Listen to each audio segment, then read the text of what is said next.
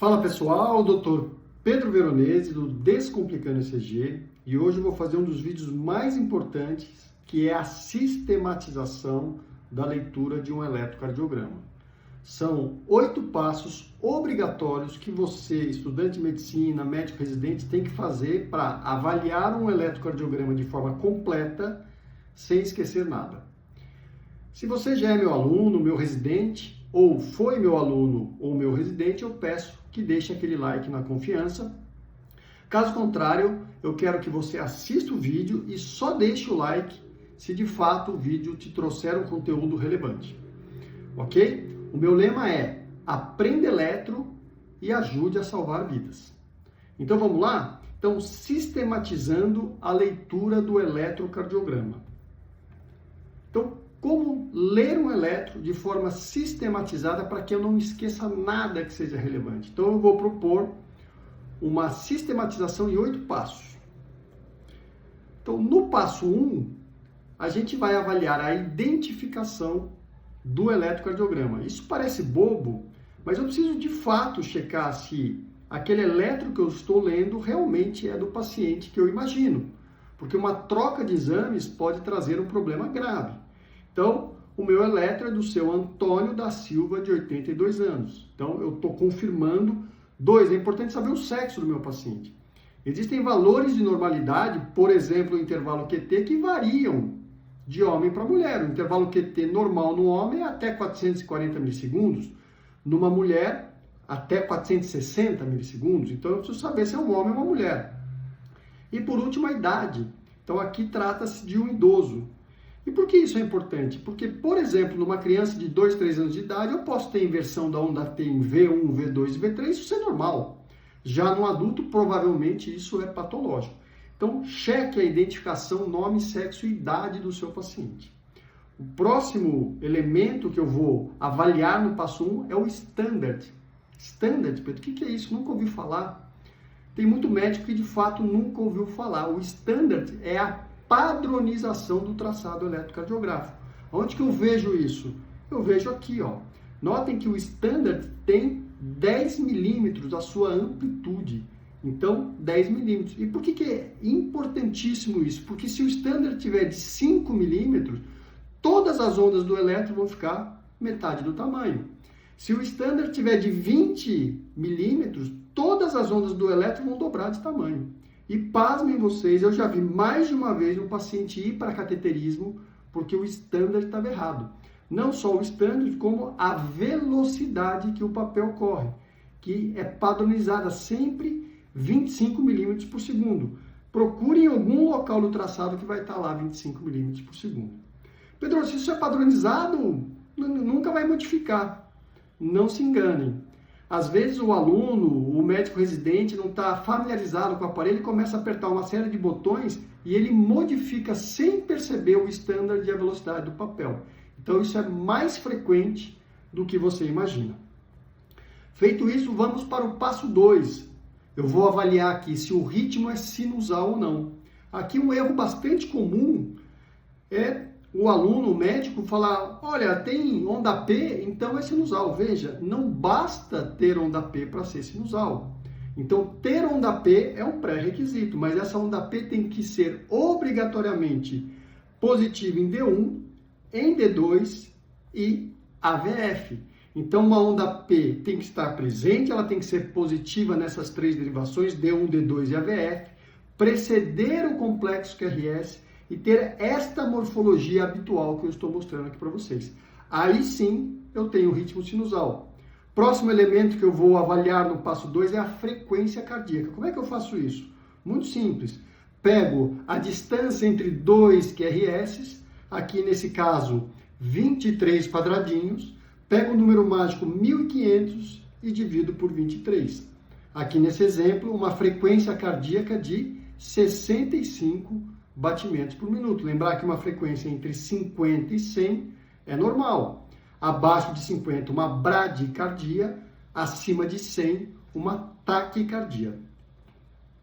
Agora vou para o passo 3. Eu vou avaliar a onda P de forma completa, tanto a sua duração como a sua amplitude. E aqui é importante destacar que o valor de normalidade da amplitude da onda P em D2 é diferente de V1. Então vamos lá? Então aqui ampliei para vocês, aqui a duração da onda P. Então cada quadradinho desse pequenininho do elétron vale 40 milissegundos ou 0,04 segundos, é a mesma coisa. Então aqui eu tenho 2 quadradinhos, eu vou ter 80 milissegundos ou 0,08 segundos. Veja, uma duração normal é menor ou igual a 0,11. Então está normal. Amplitude em D2. Na vertical, cada quadradinho desse tem duração de 1 milímetro. Então aqui na horizontal é tempo, segundo ou milissegundo, e na vertical é a amplitude, é milímetro ou milivolt. Então aqui 2 quadradinhos, 2 milímetros. Então essa onda P tem 2 milímetros. A amplitude em D2 tem que ser menor ou igual a 2,5, então está normal. Mas eu tenho sempre que olhar a amplitude da onda P em V1 também.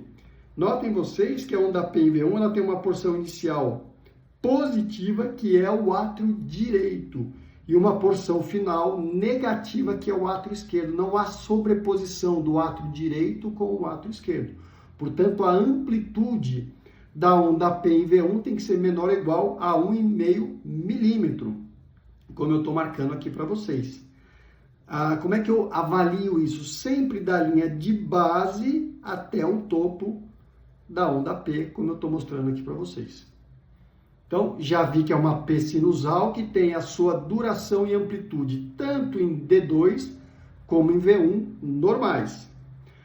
Passo 4, agora eu vou me deter ao QRS, tanto o eixo do QRS como a sua duração e amplitude, ok? Primeiro eu vou falar da duração e amplitude, depois do eixo. Então, estou ampliando aqui para vocês. A duração do QRS eu posso olhar em qualquer derivação. A duração é a mesma da onda P, menor ou igual a 0,11 segundos ou 110 milissegundos. Então aqui eu tenho um QRS muito estreito, muito rápido, não dá nem 2 quadradinhos. Então marquei aqui como 70 milissegundos ou 0,07 segundos. A amplitude do QRS varia se eu estou olhando para o plano frontal, que é D1, D2, D3, a VR, a VL, a VF, ou se é o plano horizontal, V1, V2, V3, V4, V5, V6. Então, no plano frontal, eu pego o maior QRS, que aqui está em D2, e vou ver a sua amplitude. Então, aqui eu tenho uma amplitude, eu vou contar aqui, são 17 quadradinhos. Então, 17 milímetros. O normal é menor que 20. E no plano horizontal, essa amplitude tem que ser menor que 30 milímetros. Então, eu pego o maior QRS, aqui no caso é esse, 21 milímetros, então ele está normal. Então, a duração e amplitude estão normais. Próximo passo é avaliar se existe ondas Q patológicas. Veja, elétrons normais podem ter ondas Q, geralmente aqui em V5 e V6. Então, estou mostrando aqui para vocês na seta uma onda Q. Então, é normal elétrons normais terem onda Q? Sim, mas uma onda Q muito pequena, muito estreita, muito rápida, como eu estou mostrando aqui em V6. Aqui em V5 também tem. Diferente de ondas Q patológicas, que tem uma duração maior ou igual a 1 quadradinho ou 40 milissegundos, são ondas Q mais amplas, mais duradouras, tá? Então aqui ondas Q normais e não patológicas. Pedro, eu posso ter onda Q em elétron normal? Posso. Ondas Q rápidas e de baixa amplitude, como eu estou mostrando aqui para vocês. Ainda no passo 4, eu vou definir o eixo elétrico do QRS. Como é que eu faço isso?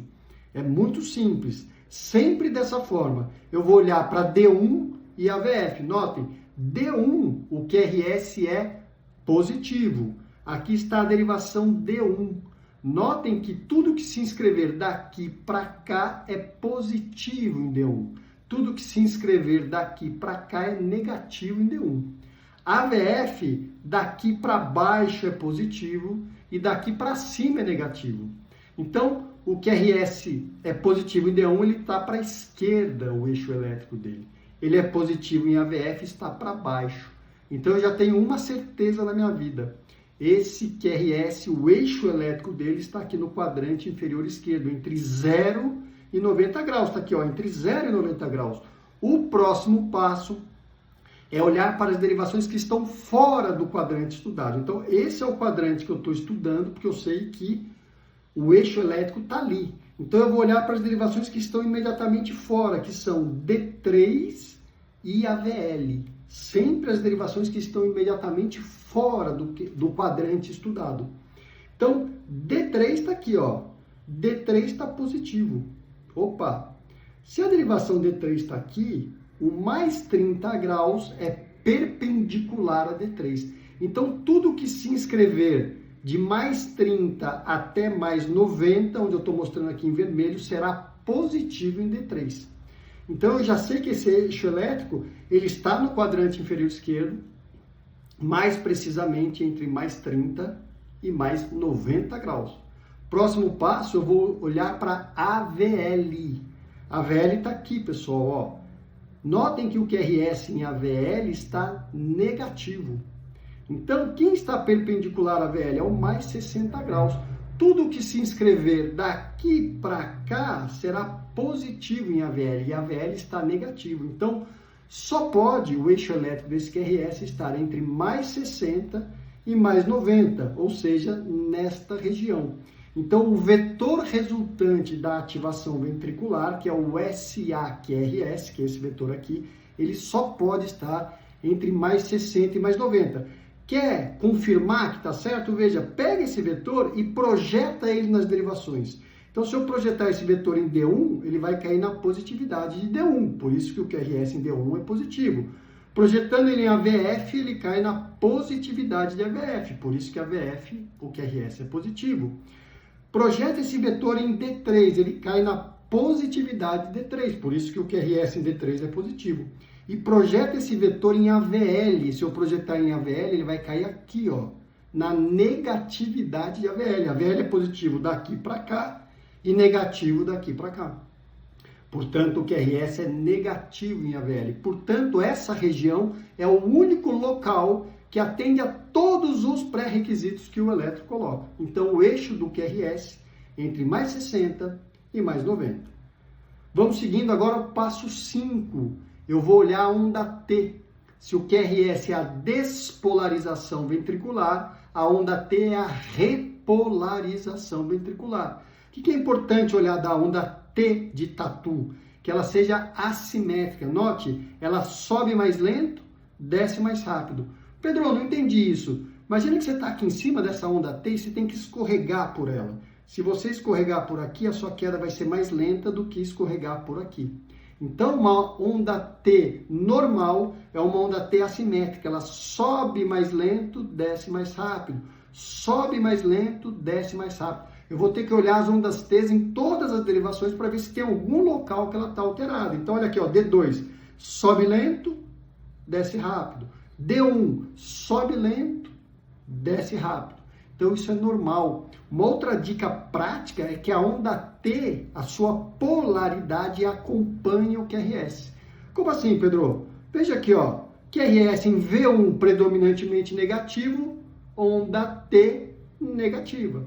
QRS em V6 positivo, a onda T aqui é positiva. Então, a polaridade da onda T costuma acompanhar a polaridade do QRS. Então, às vezes eu pego algum aluno, algum residente e falo assim, mas Pedro, eu estou com uma dúvida aqui porque o paciente tem inversão de onda T aqui em V1, mas é normal ter onda T negativa em V1, por conta dessa lógica que eu acabei de colocar para vocês. O próximo passo é avaliar a onda U. A onda U fala sobre a repolarização. Autores que acham que é dos papilares, alguns autores das células M que estão dentro do miocárdio, outros das fibras de Purkinje. Não sabemos ainda. A onda U pode estar presente no eletro normal, principalmente em indivíduos mais vagotônicos, ou pode estar presente em hipocalemia. Quando é hipocalemia, eu reponho o potássio, ela desaparece, mas pacientes mais bradicárdicos, vagotônicos, é normal ter uma onda U. E onde que eu enxergo onda U normalmente? Ondas U normais. Em V2, em V3, em V4. São nessas derivações que eu consigo enxergar a onda U, como eu estou mostrando para vocês. O que é importante de uma onda U normal? Primeiro, ela é visível nessas derivações, geralmente V2, V3, V4, até V5. Raro eu enxergar ondas U's normais em outras derivações. Ela tem que ter sempre a mesma polaridade da onda T, então aqui onda T positiva, onda U positiva, e uma menor amplitude. Então isso é uma onda U normal, ela tem a mesma polaridade da T com uma menor amplitude. Vou para o passo 6. Aqui eu vou avaliar o intervalo PR. O que é o intervalo PR? É o tempo necessário para que o estímulo que foi iniciado lá no nó sinusal chegue aos ventrículos. Isso é o intervalo PR. Ele dura de 3 a 5 quadradinhos. Lembrar que cada quadradinho, 40 milissegundos. Então, de 3 a 5 quadradinhos, 120 a 200 milissegundos ou 0,12 a 0,20 segundos. É a mesma coisa, falei a mesma coisa de 3 formas diferentes. Então, do ponto de vista prático, o intervalo PR, ele começa do início da onda P até o início do QRS. Então, aqui eu tenho 4 quadradinhos, então eu tenho um intervalo PR de 160 milissegundos, que é normal. O tempo do estímulo elétrico que nasceu lá no nó sinusal até chegar aos ventrículos, 160 milissegundos é normal. Ainda no passo 6, eu vou avaliar o intervalo QT. O intervalo QT, ele pega do início do QRS até o final da onda T. Então, do início do QRS até o final da onda T. Então, ele está me dando a despolarização mais a repolarização. Ok? Então, medir aqui do início do QRS até o final da onda T. Vou ver quantos quadradinhos tem. Aqui deu 9 quadradinhos. Cada quadradinho 40 milissegundos. 9 vezes 4, 36. Então, 360 milissegundos o intervalo QT. Mas o que importa para a gente é o intervalo QT corrigido. Corrigido pelo quê, Pedro? Pela frequência cardíaca, pelo intervalo RR. Então, existe uma fórmula chamada fórmula de Bazet, que é essa aqui, que é o QT corrigido é igual ao QT medido sobre a raiz quadrada do intervalo RR. Então, eu vou pegar o intervalo RR que precede o intervalo QT que eu acabei de medir. Aqui deu 23 quadradinhos. 23 quadradinhos, 23 vezes 40, 920 milissegundos. Vou colocar na fórmula de Bazet, hoje qualquer aplicativo faz isso para a gente, o intervalo QT corrigido de 375 milissegundos. Para homem, o normal é menor ou igual a 440 milissegundos, para mulher, menor ou igual a 460 milissegundos. O que aumenta o intervalo QT, principalmente? Isquemia, fármacos, distúrbios eletrolíticos. São as 3 principais causas. Fora isso, doenças genéticas, canalopatias, mas aí é mais raro, ok? Passo 7, vou avaliar o ponto J e o segmento ST. O ponto J e o segmento ST. O ponto J, ele é uma ideia, não existe um ponto no elétron. O ponto J, ele me mostra o final do QRS e o início do segmento ST. Mostra para mim, Pedro, tá aqui, ó, ponto J tá aqui, ó, final do QRS e o início do segmento ST. Veja, eu coloquei um ponto ali, não existe o ponto J, ele é um conceito. E o ponto J está de mãos dadas com o segmento ST. O que é o normal? Que o ponto J e o segmento ST estejam na mesma altura do PR. Não estejam nem supra, nem infradesnivelados. Isso é o normal. Mas, como não só de flores o mundo está cheio, isso pode, e muitas vezes, não estar dessa forma, mesmo que seja um elétron normal. Pedro, eu não entendi nada. Mesmo elétrons normais podem ter supra do segmento ST e do ponto J. Aqui eu vou mostrar um exemplo para vocês. Então, este batimento aqui em V2, olha o ponto J aqui, ó. O ponto J está supradesnivelado, assim como o segmento ST, num elétron normal. Ok? Então, a gente ensina que não pode ter supra do ponto J e do segmento ST nem infra, mas elétrons normais geralmente têm supra do ponto J e do segmento ST. Então, cuidado com o que estão ensinando para vocês. Mas notem vocês que esse supra, ele é um supra feliz. Veja, a concavidade desse supra é para cima. Se eu comparar com a boquinha aqui desse bonequinho, é uma concavidade para cima, é um supra feliz. Pedro, mas você está dizendo então que um elétron normal pode ter supra? Eu não. Isso aqui é um trabalho do New England. Um trabalho do New England mostrando aqui, ó, supra do segmento ST do ponto J aqui em V2, V3. Olha o ponto J aqui em cima, pessoal. O ponto J aqui, ó. ST, segment elevation normal. Esse aqui é um trabalho clássico de 2003 do New England, ok? Então, o supra que me preocupa para pensar em síndrome coronariana aguda é um supra com concavidade para baixo, como eu estou mostrando aqui. Ó. Notem, aqui eu tenho um supra com concavidade para baixo, aqui eu tenho um supra com concavidade para baixo, aqui eu tenho um supra com concavidade para baixo. Notem, se eu comparar com a boquinha desse paciente, é um supra triste. Esse supra é o supra sugestivo de uma síndrome coronariana aguda. Tá? Então, cheque o ponto J, cheque o segmento ST, mas cheque a morfologia do supra DST. Isso vai te ajudar a acertar sempre? Não, mas é uma dica importante que vai te ajudar na maioria dos casos. E o passo 8, o último passo, é avaliar a progressão do QRS nas derivações precordiais. Quais são as derivações precordiais? V1, V2, V3, V4, V5, V6. Então, precórdio ou plano horizontal, é a mesma coisa. O que eu estou querendo dizer aqui? Que o QRS em V1, normalmente, ele é predominantemente negativo. E à medida que eu parto em direção a V6, ele vai positivando, de tal forma que ele chega em V6 positivo. Então, ele sai de V1 negativo, tem uma transição que na maioria das pessoas ocorre em V3 a V4 e chega positivo em V6. Isso é o normal. Alterações desse padrão estão relacionadas com doenças. E o último elemento do passo 8 é avaliar na derivação longa, geralmente é D2, mas isso vai variar de como você programa o elétron, se existe alguma arritmia. Então eu vou olhar aqui na derivação longa se existe alguma arritmia. Notem que neste exemplo, então aqui ó, só destacando o QRS predominantemente negativo em V1 e positivo em V6. Então vejam no D2 longo se o intervalo RR não está variando, ou seja, se ele não está variando, como aqui, olha, PQRST, PQRST, PQRST, vai embora. Ou seja, não tem nenhum tipo de arritmia, o ritmo cardíaco está normal. Ok? Então, aqui é a padronização da leitura em 8 passos, que eu detalhei para vocês, passo 1, 2, 3 e 4, 5, 6, 7, 8. Se você sistematizar dessa forma, eu tenho certeza que você não vai deixar nada relevante para trás.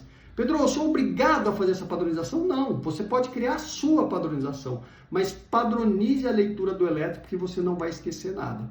Se você souber os elementos que eu apresento nesse vídeo, pode ter certeza que você está na frente de muitos dos seus colegas, ok? Se você ainda não deixou o like e achou o conteúdo do vídeo interessante, eu vou pedir para que você deixe o like, para que você se inscreva no canal, para que o YouTube entenda que esse conteúdo é relevante e pode ajudar outros médicos em formação, ok? Aprenda eletro e ajude a salvar o seu paciente. Grande abraço, pessoal, até logo e tchau, tchau!